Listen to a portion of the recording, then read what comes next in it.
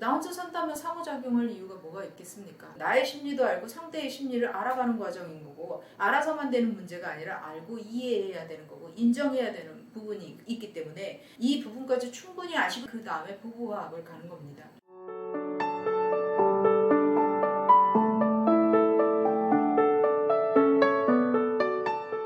외도 문제는 끝났으니까 부부 상담을 통해서 부부 화합을 해야 되겠다 이러시는 분들이 있는데, 두 분이 함께 뭔가 깨달은 게 있고 부부 화합을 위해서 노력하기로 합의를 했으니까 우리는 부부 화합을 위한 상담을 해야 되는 게 맞다라고 생각하시는데, 그 문제가 해결됐다고 해서 바로 화합으로 갈 수 있는 문제는 아니에요. 그래서 이 문제가 정말 어떻게 해결이 됐는지, 그 문제를 통해서 무엇을 깨닫고 무엇을 알게 됐는지 이거를 서로 충분히 알아야 되고, 이 사람이 이 문제를 통해서 이거를 알게 됐구나 라는 거를 서로 인지를 하고 느껴야 되는 부분이 있어야지만 그 다음에 각자의 심리에 대한 문제들을 아는 과정이 필요해요. 왜냐하면 관계라는 거는 혼자서 할 수 없는 거고 상호작용을 하는 문제잖아요. 나 혼자 산다면 상호작용할 이유가 뭐가 있겠습니까? 알거나 배울 필요가 없는 건데, 상호작용이라는 거는 나의 심리도 알고 상대의 심리를 알아가는 과정인 거고, 알아서만 되는 문제가 아니라 알고 이해해야 되는 거고, 인정해야 되는 부분이 있기 때문에 이 부분까지 충분히 아시고 그 다음에 부부화합을 가는 겁니다. 그렇기 때문에 무조건 어떤 문제가 있었는데 이 문제에 대해서 해결을 했고 이 사람도 충분히 반성하고 있으니 나도 이 상처를 모두 내려놓고 부부화합을 해야 되겠다 이렇게 생각하고 오시는 분들은 무조건 부부화합으로 바로 들어갈 수 없다라는 거. 문제 해결은 우리들이 했으니 그 다음에 바로 부부화합을 해주세요. 이거는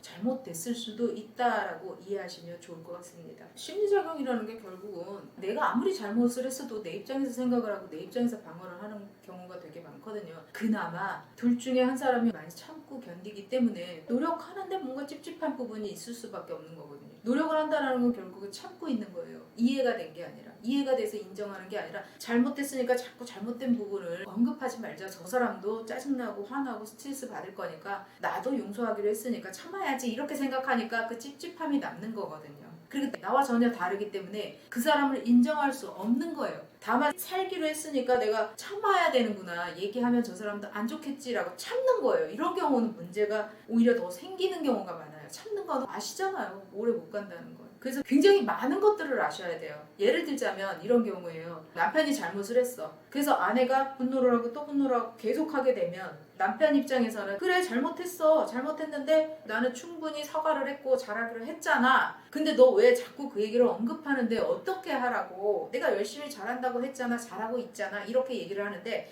아내가 계속 조금씩 분노나 이런 것들을 표현할 때마다 스트레스를 받으니까 자기 방어 차원에서 그만해 라고 한다든지, 그럴 바엔 차라리 이혼해 라고 얘기를 한다든지, 뭐 어떤 벽을 친다든지 여러 가지 액션이 있을 수 있어요. 분명히 잘못된 행동인 건 맞아요. 하지만 이런 행동들이 아내를 공격하기 위한 행동들이 아니라 자기 방어 기제가 작용하는 거지, 내가 스트레스 받아서 못 참겠어 그러니 너 멈춰 라는 표현인 거지, 아내를 진짜 험담하거나 아내를 공격하기 위한 행동들이 아니라는 거죠. 하지만 이런 행동들에 의해서 아내들은 더 깊은 상처를 받게 되는 거고, 상대방에 대해서 노력이나 저 사람은 반성하는 게 없구나 라고 마음에서 점점 더 내려놓는다라는 거. 이런 것들을 많이 아셔야 돼요. 왜 그런지. 더 많은 심리 이야기가 궁금하시거나 상담이 필요하신 분은 아래로 연락해 주시기 바랍니다.